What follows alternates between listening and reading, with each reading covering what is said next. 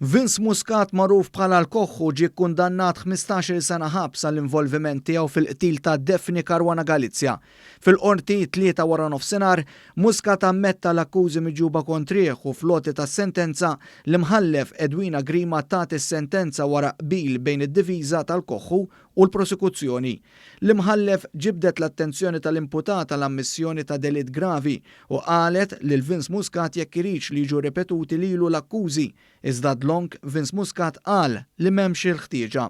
Quddiem iż-żewġ akkużati l-oħra l-aħwa Alfred u George De Giorgio li ma wrew l-ebda forma ta' mozzjoni, Vince Muscat ġie ordnat ukoll iħallas kważi 43,000 euro li huma terz tal-ispejjeż tal-qorti.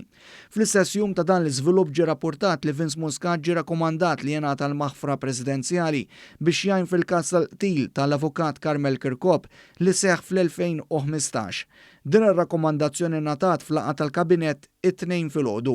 Issa jmiss lill President tar-Repubblika George Vella li jiffirma l-proklama biex Vince Muscat jingħata l-maħfra bil-kundizzjoni li jgħin fl-investigazzjoni fil-qtil ta' Kirkhope.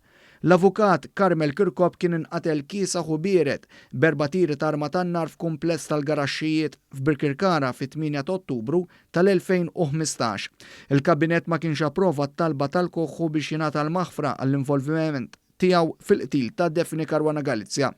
Intant fl-istess waqt li l-Koħħu kienet jammetti l-akkużi, ġew arrestati 3 irġiel suspettati li fornow il-bomba li qatlet lil Daphne Caruana Galizia.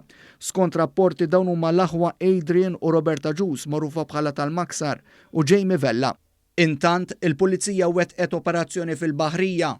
Nifmu li hawnhekk saru tfittxijiet f'żewġ djar u l-operazzjoni twettqet brabta mal-arresti li saru.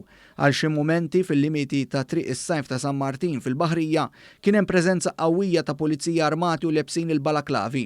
Hawnhekk rapporti qalu li ġew arrestati żewġ persuni filwaqt li saru anke arresti f'Ħażebbuġ fejn hemm il-fabrika tal-Maksar. L-irġiel suspettati li ġew arrestati fl-aħħar sigħat kienu diġà ġew arrestati f'Diċembru ta' 4 snin ilu meta l-Pulizija wettqet diversi raids u arrestat 10 persuni. Huma kienu nħelsu ftit wara.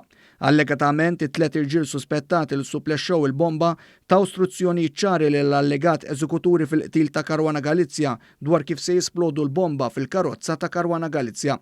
Huma allegatament taw dettalji tal-messaġġ li kellu jintbagħat bil-mobile biex il-bomba tieħu. Rapporti qed jgħidu l-persuni arrestati fl-aħħar sigħat anki taw armi f'idejn l-allegat eżekuturi biex jisparaw minn distanza u joqtlu lil Caruana Galizia. Dan il-pjan kien ġie abbandonat u minflok saret il-bomba.